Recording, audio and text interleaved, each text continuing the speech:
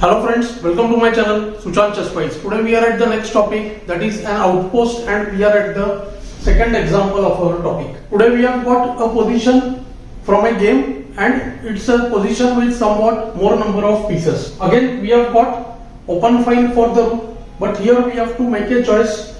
The rooks have got two open files. White has space in the middle of the board. We can see the pawns are grabbing a lot of important squares. F7, E6, D5 in the center and H7 on the king side.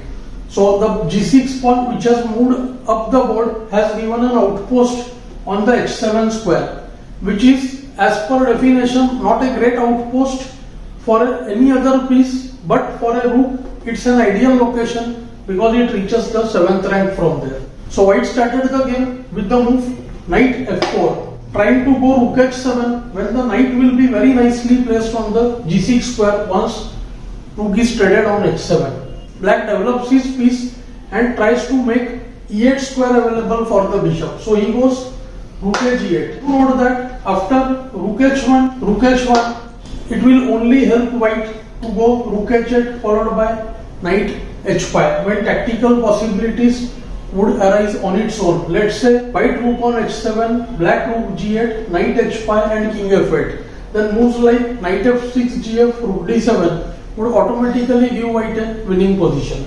Black goes rook a g8, rook h7. Great timing and a good move, because the point is that after rook h7, gh, instantly black is lost because there is no defense to ng6 check followed by queening of the pawn. Black played bishop e8, takes the bishop away from the hanging spot, also aims to capture the g6 knight with the bishop on e8.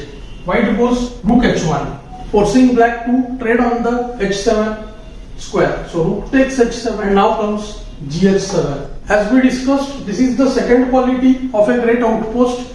The replacing piece or pawn, whatever comes there, becomes even more dangerous. Rook h8 forced, and now white trades the knight, strong knight for the bishop, seemingly a weak bishop, but what he gets in return after bg6 fg is worth much more. Now the pawn g6 has made the h7 pawn a protected passer, f7 square is guarded, king cannot go there, and the endgame is actually winning for white. Let's see how. King e6, trying to go f5, then king can come to f6 once traded on f5. So rook h5.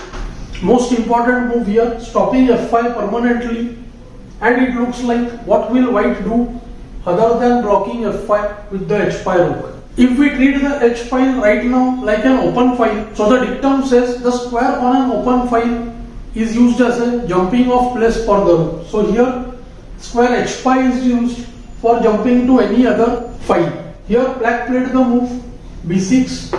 Black is trying to just wait and see what white wants to do. White could have played b4, stopping c5 here, but he had other idea in mind. So he just tries to fix the queen side and then he tries to break the position. Let's see how.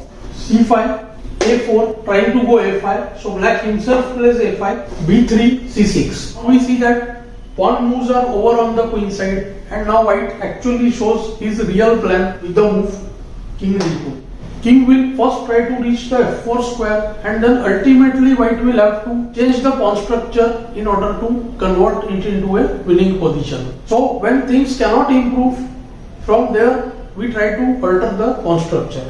Black waits kd6, king e3, ke6, kf4, kd6. So far moves have been almost forced. If the king goes to e7, then playing king f5 and e5 will be even easier. Still king f5 now. I hope you must have noted that the black rook is paralyzed and black is in a zugzwang because the h pawn will queen if the rook moves. So ke7, e5, forced to take fe5 because ef6 check was threatened, ke5, kd7, and the last phase of the plan, the rook is transferred to the other file. That was one more purpose of the file as we discussed before. Now it's game over. Black chose to resign here. There is nothing much he can do. After rook e8 check, king f4, we see that there is no defense to rook f7 followed by rook g7 and rook g8 when white wins the game. I hope you are finding these lessons useful and instructive. Thanks for your time.